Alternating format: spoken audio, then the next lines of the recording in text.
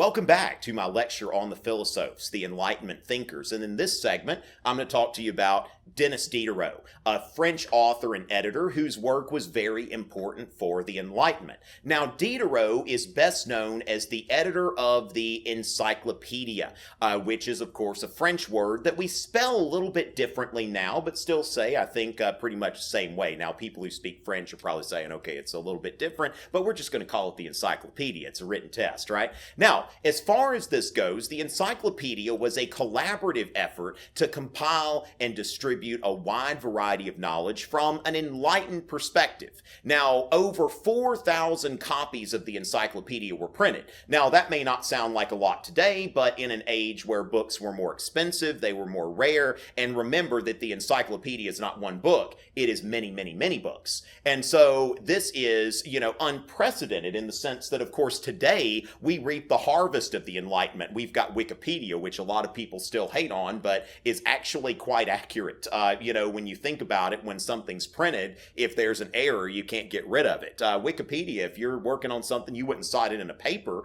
but isn't it cool in our society today that we've got access to this wealth of knowledge, like where you can just look up just about anything and get some information on that. And it's not controlled by the church. It's not controlled by the government. And this is something that in France, the encyclopedia was actually outlawed because it was coming from a perspective that was not accountable to the church. It was not accountable to the state. It was just accountable to the people who were doing it and the marketplace. It's just, he is selling this to his subscribers or to the printer who would then sell the subscribers. But the thing is that it's important to understand this as really an unprecedented effort and just a large compendium of human knowledge, which can be accessed online today. You can actually go through the encyclopedia today and look at all of the different entries. And it's really amazing that it goes from anatomy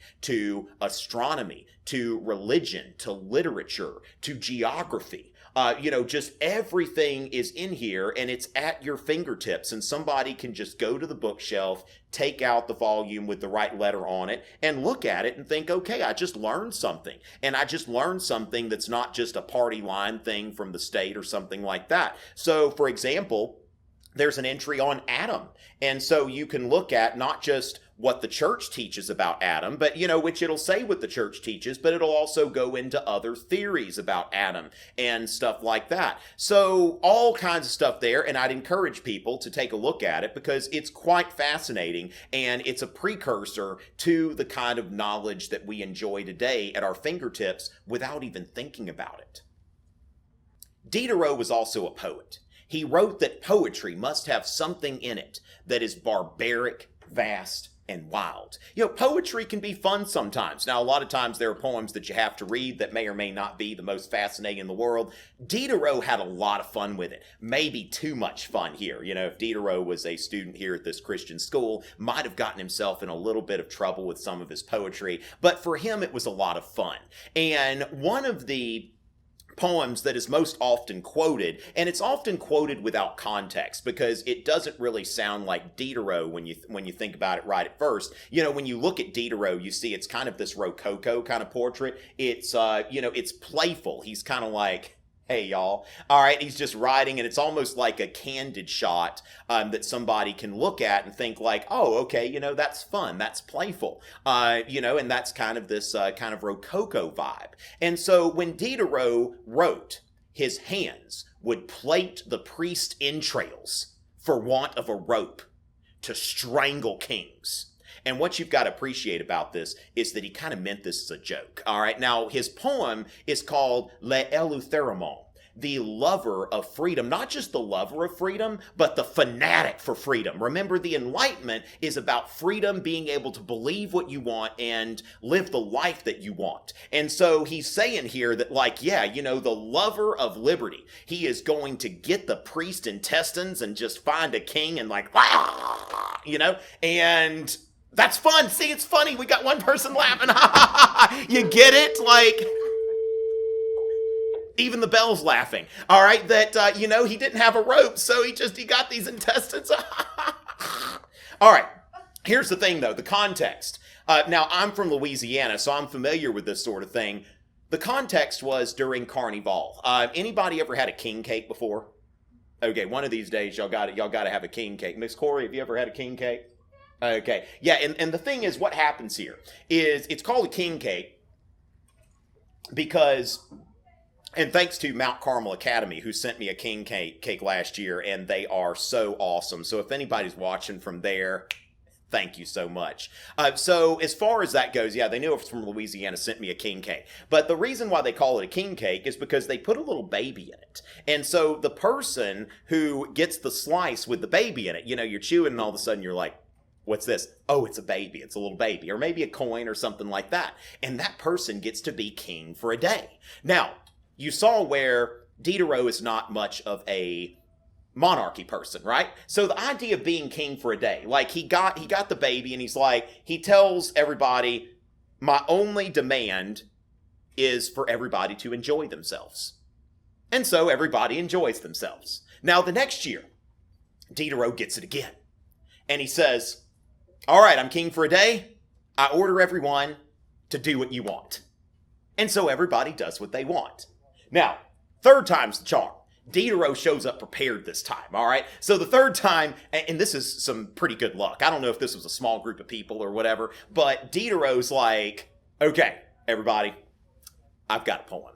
Except he like really had a poem. I'm just, reaching in my pocket pretending I've got a poem. I was unprepared for that. But he says, I've got a poem that I want to read. And so Diderot, since he's king for a day, everybody's got to shut up and listen to him read his poem.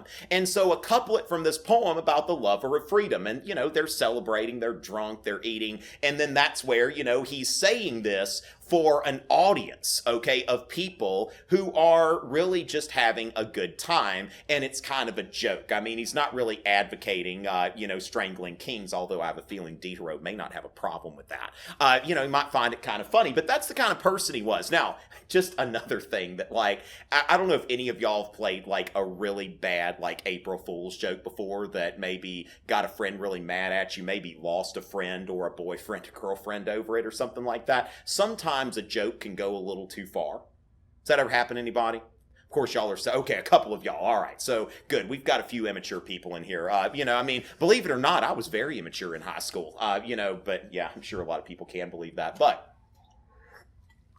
he was a prankster, all right? And so what he did here is he figured out a way to play a joke on his friend. And so he wrote what would later become a book called The Nun. Now, remember that the Enlightenment is about, not being friendly to established religious institutions. And so for Diderot, what he does here is he starts writing these letters to his friend. And he writes the letters as a young woman who is in a convent. Now, remember, there were some young women at this time, they would be put in a convent against their will. That their fathers would say, you're going to a convent. Peter the Great, put his sister in a convent when he took over. You can't shed royal blood, so I'm going to put her in a convent. And so he writes these letters pretending to be this young woman who has been taken against her will and put into a convent. And she's writing about how miserable she is, and she's appealing to this guy's sense of chivalry, like, you should come over here and save me. Like, this is so awful and so miserable over here. And the guy's like, oh my goodness, this woman, she's suffering in this convent. She's trapped. And at some point, Diderot says, psych! That's the wrong number. And he says, look, I've been writing these letters the whole time. And the friend is actually amused by it. He's like, ha, you got me. And, this is just the type of vibe the Enlightenment put out there. And so Diderot really revised the letters and published this book called The Nun, where you can read about this miserable experience this woman's having, but it started as a joke. And Diderot's got something that he wrote in there. I can't quote it exactly, but maybe I'll put it into the finished product. But it's really something. What Diderot wrote was that when he wrote these letters, he couldn't make them too beautiful because then they wouldn't be believed. But he couldn't make it too true because then it wouldn't be fascinating. And so he had to walk this line between like truth and beauty to produce these letters that had beauty about them, but they were still believable. Almost like those of you that post on Instagram when you think about filtering. You want to make it look a little bit better than normal, but not too perfect, right? Because then it may be over filtered. When I edit videos, I have to think about the same thing. I want it to look better than it looked on the camera, but I don't want it to look like too, artificial. And so Diderot, quite the author and quite the prankster. Expecto Patronum! All right, now, Patronus, right? My Patronus, I don't know, look like maybe be a wolf. I hope it'd be a wolf. That'd be fun. I've got an app that has a wolf on. It's called Romulus. Y'all should all buy it. But Expecto Patronum. Now, in Harry Potter, he's calling his Patronus, right? Which is, of course, it is the Latin root for patron, all right? So when that stag shows up, that is Harry. I was about to say Henry Potter. That didn't make any sense, does it? Harry Potter's Patronus. And so this Patronus shows up and helps him. Now, the same thing happened here. If you were a philosopher at this time, there wasn't a lot of money in just writing books and stuff like that, so you needed a patron. Now, not a patronum, but, a patronus, if you think about it this way. Now, I've got all these wonderful, enlightened absolutists behind me. Is one of them Catherine the Great? Yeah, there's Catherine the Great right there. And I've got a lecture on that, but Catherine the Great was not a patronus, but a patroness. She was somebody who supported Diderot's work and the work of the Philosophes.